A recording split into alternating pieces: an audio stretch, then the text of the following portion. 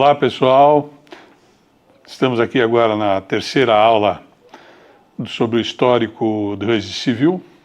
Antes de entrarmos aqui nas questões do casamento, o casamento no Império, o casamento na República, o decreto 181 de 24 de janeiro de 1890, antes de entrarmos nessas particularidades, vamos só dar um fecho naquela questão de averbação e anotação da aula anterior, que é importante.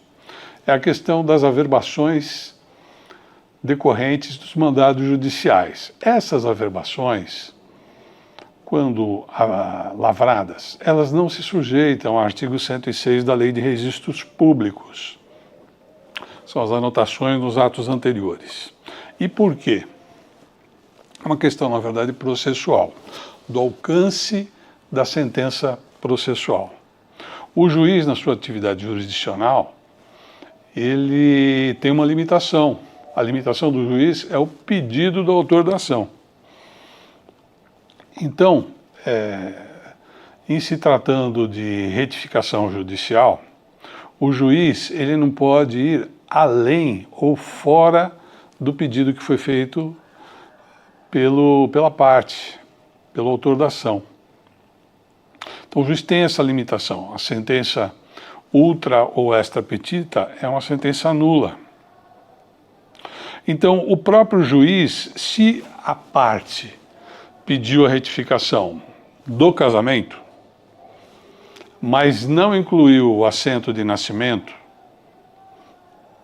no pedido, o juiz não pode estender na sua decisão o assento de nascimento também para ser averbado ou retificado. E se o juiz não pode fazer isso na própria sentença, por conta da lavratura da averbação, nós não podemos dar essa extensão, esse é o entendimento. Então, a averbação dos mandados de retificação judicial, elas não se sujeitam ao artigo 106. E isso não só com relação aos mandados, as averbações decorrentes também das retificações administrativas, pelo artigo 110 da Lei de Registros Públicos, também não tem essa extensão.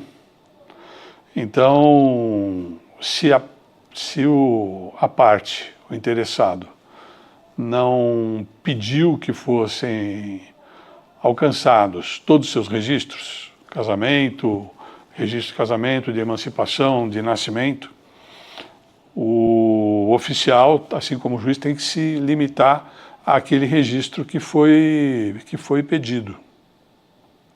Claro que, dependendo da circunstância, o oficial, antes de autorizar a retificação do assento solicitado, ele pode exigir que seja retificado o assento anterior, visando aí o princípio da continuidade. Nas ações judiciais, é um pouquinho mais fácil, geralmente o promotor é que faz essa exigência ao se manifestar nesses processos, que a parte faça, o interessado acabe promovendo o aditamento da petição inicial para alcançar este ou aquele registro. Lá é mais fácil porque o juiz tem alcance de retificar todos os registros. O oficial de registro civil ele tem uma limitação maior aí do que o juiz ao retificar os assentos, porque o oficial só terá alcance aos registros que tiverem sobre a sua guarda, a sua custódia. Claro que não cabe ao oficial sair retificando todos os assentos da parte sem o pedido, a não ser que seja caso de retificação de ofício. Esse é um outro assunto, Nós estamos tratando aqui da questão histórica. Então, aqui é só dando uma pincelada, claro que esse é um assunto também extenso, bastante longo. Eu só estou aqui, desde o início, fazendo uma comparação com relação ao alcance da averbação decorrente de retificação. Então, só fechando esse assunto, a anotação e retificação, elas não têm diferença entre si do ponto de vista ontológico nem finalístico,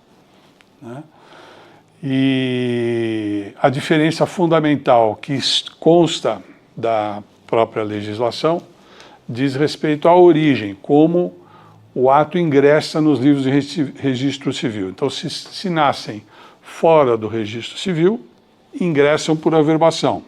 Então, exemplo, o mandado de divórcio ingressa no casamento como averbação. Averbou pelo 106, ingressa no nascimento como anotação.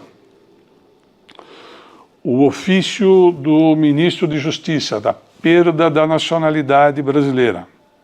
Onde nasce a perda da nacionalidade brasileira?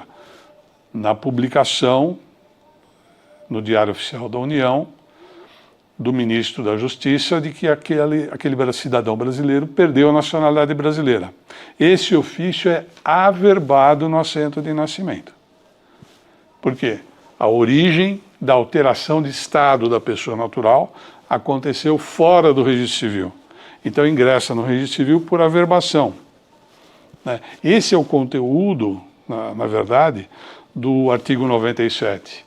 Só que ali no 97 está muito limitado, porque como nós vimos, as retificações, os atos que eram averbados no registro civil, vinham predominante, no início até exclusivamente do Poder Judiciário, e agora passaram a ser predominantemente pelos atos judiciais, e hoje existem várias origens que provocam alterações no estado da pessoa natural e que ingressam por averbação. Tem exceções aí, com relação à averbação, foram dadas pelo provimento 63 lá do Conselho Nacional de Justiça. São as anotações, é o ingresso do RG, CNH, o passaporte, daqueles outros documentos de identificação da pessoa natural, que pelo provimento 63 ingressam por anotação. Então aí houve uma quebra da sistemática que consta da Lei de Registros Públicos com relação ao ingresso de atos no registro civil. Porque como nós já vimos, o registro civil é fragmentário, ou seja, nem todos os atos e fatos da pessoa natural ingressam no registro civil, só aqueles que ao legislador, por oportunidade e conveniência, coube pensar do meio social para ingressar no registro civil.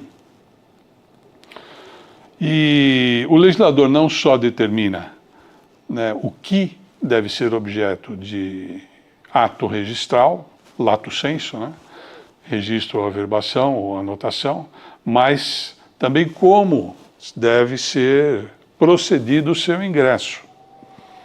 Essa é a finalidade lá do artigo 29, que fala que serão dados a registro, e depois do seu parágrafo único que trata da averbação. Mas não só no artigo 29 constam os atos que são sujeitos a registro ou averbação. Então nós temos espalhados em várias disposições da Lei 6.015 e em outras leis também, o que é dado a registro e averbação no sistema de registro civil. O importante, fundamental, é entender como funciona a interação desses atos, por que eles foram formatados dessa maneira. E é o que realmente torna o registro civil um sistema. As exceções só confirmam, na verdade, a regra, na verdade. Embora tenha havido um desvirtuamento lá no provimento 63, a regra geral permanece conservada pelo sistema da Lei 6.015. Então é super importante entender essa dinâmica para compreender a essência do registro civil, como ele funciona, como ele interage, como ele dá unidade à aos atos e fatos da pessoa natural, revelando o seu estado de direito, né, tendo sempre como vértice de todo o sistema o registro de nascimento, como assinalou o desembargador Ricardo Dipp, lá naquela obra lá da trilogia do Camponês de Andorra, né? Então esses dois doutrinadores excepcionais, né, que foram o Adolfo Corrêa de Barros, lá em 1920, e modernamente, o Dr. Ricardo Dipp, que deram luz, colocaram uma luz aí na visão sistêmica do sistema de registro civil, né, com relação à relação entre registro, averbação e anotação. Então vamos tratar agora sobre a questão do casamento e os principais pontos controversos desde o início lá da implantação do registro civil com o decreto 9886, de 7 de março de 1888.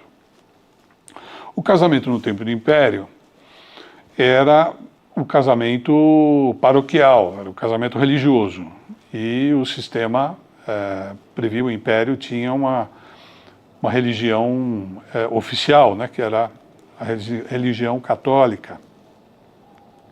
Então, em 1861, ingressa a autorização para o reconhecimento dos efeitos dos casamentos a católicos, né?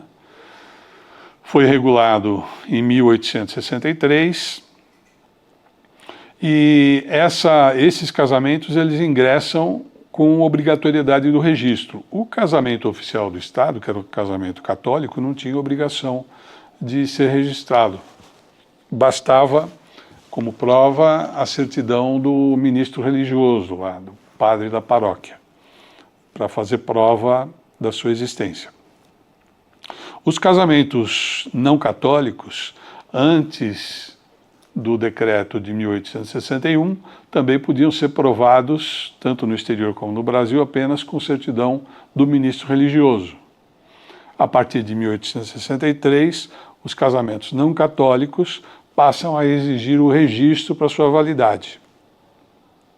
E, a partir do decreto 9886, quando se instala o registro civil, né, também há a exigência do registro do casamento celebrado, do registro do casamento religioso, né? Esse casamento tinha que ser registrado para a produção de efeitos.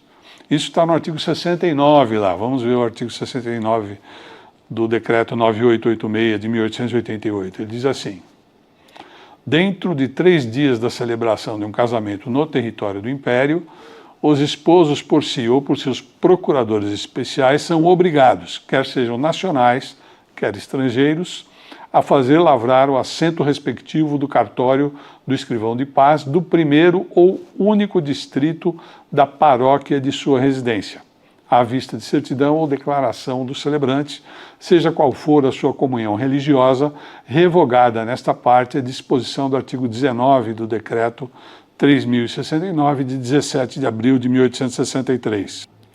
Então, com isso, todos os registros, todos os casamentos religiosos dados ou acontecidos no Império deveriam ser levados a registro no primeiro subdistrito, no primeiro distrito do município ou único, se fosse o caso, né, ou único subdistrito, único cartório.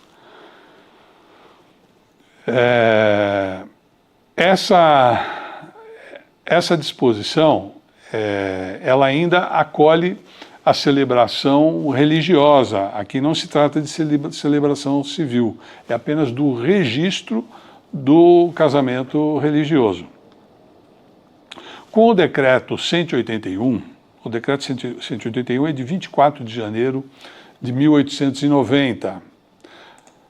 Então, o decreto 181 já é editado após a proclamação da República.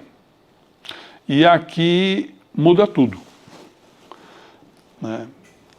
Acontece uma mudança radical na questão do casamento na ordem jurídica pátria.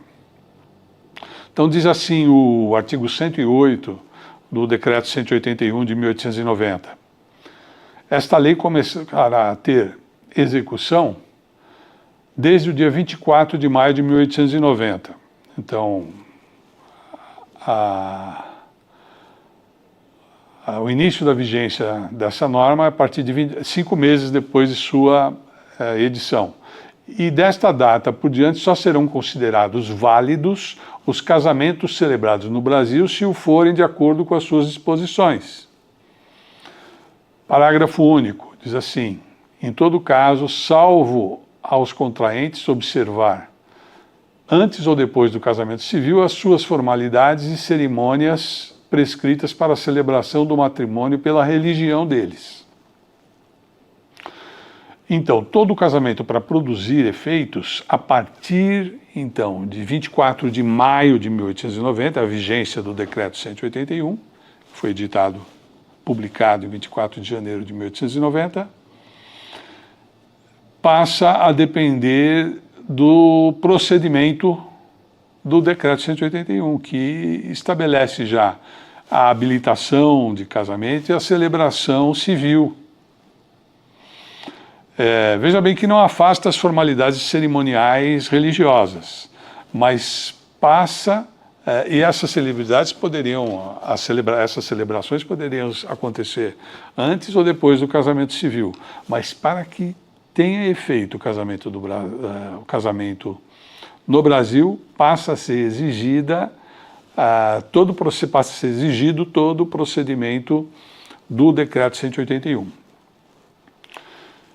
Antes, ainda na vigência do Decreto 9886, bastava a transcrição do casamento religioso para o registro civil. A partir, então, de maio de 1890, não basta esse procedimento. As partes têm que se submeter ao processo de habilitação, a celebração e o registro civil do casamento para que tenha efeito. O artigo 49 do Decreto 181, ele dizia assim: a celebração do casamento contraído no Brasil, depois do estabelecimento do registro civil, deve ser provada por certidão extraída do mesmo registro, mas provando-se a perda deste, é admissível qualquer outra espécie de prova. Então, a prova natural do casamento a partir do estabelecimento do registro civil, o registro civil foi estabelecido no Brasil a partir de 1º de janeiro de 1889. Vocês devem lembrar, na primeira aula, nós tocamos no assunto que foi instalado o registro civil a partir do Decreto 9886, que é de 7 de março de 1888, mas em setembro foi editado o provimento 10.044, que prorrogou o início da execução do Decreto 9886 a 1º de janeiro de 1889. Então, de 1º de janeiro de 1889 para cá, a prova do registro civil, do registro de casamento, do casamento, depende do seu registro. Então, do registro do casamento religioso, antes da vigência do Decreto 181, que é em maio de 1890, e a partir de maio de 1890 depende de todas as solenidades do seu provimento, que é processo de habilitação, certidão de habilitação pelo oficial para verificação dos impedimentos, celebração civil e respectivo registro, né? Então, essa a sequência cronológica para a validade do casamento. Então, seguido adiante, com o Decreto 521, que é de 26 de junho de 1890, o casamento civil válido passa a ser só aquele que precede as cerimônias religiosas de qualquer culto. Então, veja que o Decreto 181, né, que é de janeiro de 1890, ele passa a exigir o procedimento do casamento civil para sua validade, mas não ressalva a possibilidade das partes celebrarem o casamento religioso independente do civil. Mas para a validade do casamento tem que haver o procedimento do Decreto 181. Aqui há nesse Decreto 521 agora de junho de 1890, há uma particularidade, há uma intervenção, inclusive, na atividade religiosa. Olha o que diz o artigo 1º desse decreto aí de 1890. O casamento civil, único válido nos termos do artigo 108 do decreto 181, de 24 de janeiro último, precederá sempre as cerimônias religiosas de qualquer culto, com que desejam solenizá-lo os nubentes. E essa exigência ou essa prescrição passa a estabelecer, inclusive, uma consequência grave para os ministros que a violarem. Olha o que diz o artigo 2º. O ministro de qualquer confissão que celebrar as cerimônias religiosas do casamento antes do ato civil será punido com 6 meses de prisão e multa correspondente à metade do tempo. Parágrafo único. No caso de reincidência, será aplicado o duplo das mesmas penas. Então, a partir de junho de 1890, o processo de habilitação passa a ser obrigatório, que inclusive preceda a cerimônia religiosa. Essa disposição é até estranha para nós hoje, né? É uma intervenção direta do Estado no sistema religioso, né? Que efetivamente não deveria acontecer, mas foi previsto assim lá no Decreto 521. A República foi proclamada em 15 de novembro de 1889. Aí vem, então, o Decreto 181, que regula o casamento civil. Então, o casamento antes era religioso. E agora vem a Constituição da República de 24 de fevereiro de 1891, e ela prescreve o seguinte lá no artigo 72. A Constituição assegura a brasileiros e estrangeiros residentes no país a inviolabilidade dos direitos concernentes à liberdade, à segurança individual e à propriedade nos termos seguintes. E lá no parágrafo 4º ficou prescrito o seguinte: a República só reconhece o casamento civil cuja celebração será gratuita. Então, a partir daqui, né, só o casamento civil é reconhecido. Isso traz, né, uma mudança completa no sistema em relação aos procedimentos anteriores e que já vinha, né, desde o Decreto 181 de janeiro de 1890 em curso até a consagração na Constituição Federal de 1891 dessa disposição que só o casamento civil teria validade a partir, né, da sua edição. O Decreto 181 ainda, né, de 1890, ainda traz uma questão interessante. A designação do escrivão de paz passa a ser, a partir desse decreto, de oficial privativo do registro civil.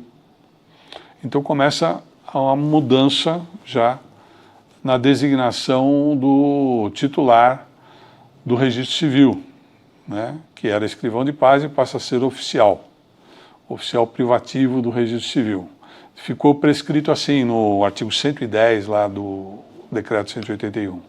Enquanto não forem criados os lugares de oficial privativo do registro civil e de juiz dos casamentos, no lugar do juiz de paz, as funções daqueles serão exercidas pelos escrivães de paz na forma do decreto 9886, de 7 de março de 1888, e as deste pelo respectivo primeiro juiz de paz, quanto à presidência do ato e quanto ao conhecimento dos impedimentos do juiz de direito da comarca respectiva ou pelo juiz especial de órfãos, nas comarcas onde o houver, ou pelo da primeira vara, onde houver mais de um. Então, a designação de oficial de registro civil passa a ser inaugurada a partir do decreto 181, aí, de 24 de janeiro de 1890. Então, com o decreto 181, de 24 de janeiro de 1890, que introduz, né, o casamento civil com habilitação, né, com investigação dos impedimentos, com celebração civil, com registro. Então entra em campo aí, entra em cena a figura de um divórcio, olha aí. Um divórcio introduzido pelo decreto 181, tem um artigo 82. O pedido de divórcio só pode fundar-se em algum dos seguintes motivos. Então tem uma série de motivos lá: adultério, sevícia, injúria grave, abandono voluntário do domicílio conjugal, e aí entra mútuo consentimento dos cônjuges. E esse divórcio tem uma particularidade, né? Claro, era judicial, né? Só ingressava no registro de casamento por mandado, mas esse divórcio tem uma particularidade com relação à sua eficácia, ao que o artigo 88 do decreto 181 prescreve. O divórcio não dissolve o vínculo conjugal, mas autoriza a separação indefinida dos corpos e faz cessar o regime de bens, como se o casamento fosse dissolvido. Em verdade, esse divórcio do decreto 181, que vigorou até a vigência do Código Civil de 1916, esse divórcio, ele não extingue o vínculo do casamento, não permite um novo casamento. Ele só dissolve a sociedade conjugal, né? E o dever de convívio. Os deveres, aliás, todos os deveres mútuos do casamento, né? Embora ele tenha essa expressão, tenha ganho essa expressão divórcio, né, usado a expressão divórcio, ele não tem os efeitos do divórcio como nós conhecemos hoje. O divórcio, como nós conhecemos hoje, é só a partir de 26 de dezembro de 1977, com a Lei 6.515. É só aí que nós temos o divórcio com efeito de dissolução do vínculo conjugal. Então, previa também o artigo 93, olha só, do decreto 181. O casamento válido só se dissolve pela morte de um dos cônjuges, e neste caso proceder-se-á a respeito dos filhos e dos bens do casal na conformidade do direito civil, né? Aí vem em seguida o Código Civil de 1916, que exclui essa expressão divórcio e coloca em seu lugar a expressão desquite, né? Então, e esse divórcio do decreto 181 tem a mesma eficácia, os mesmos efeitos do desquite do Código Civil de 1916, né? Nós só vamos efetivamente ter divórcio com a eficácia da extinção do vínculo conjugal com a lei do divórcio, a Lei 6.515 de 77. Antes do decreto 181, né? Que é antes, nós vamos falar, estamos falando antes de maio de 1890. O decreto 181 é de 24 de janeiro de 1890, mas ele entra em vigor, entra em vigência 5 meses depois, de 24 de maio de 1890. Então nós só temos desquite, ou só temos separação, né, na verdade, só temos separação no casamento formal a partir de maio de 1890. Antes vigorava todo o sistema religioso e só havia tolerância do sistema religioso com a separação de fato, mas não havia nenhum instrumento formal, né, de separação. Então esse divórcio do decreto 181 equivale ao desquite de 1916 e à separação a partir da lei do divórcio, né?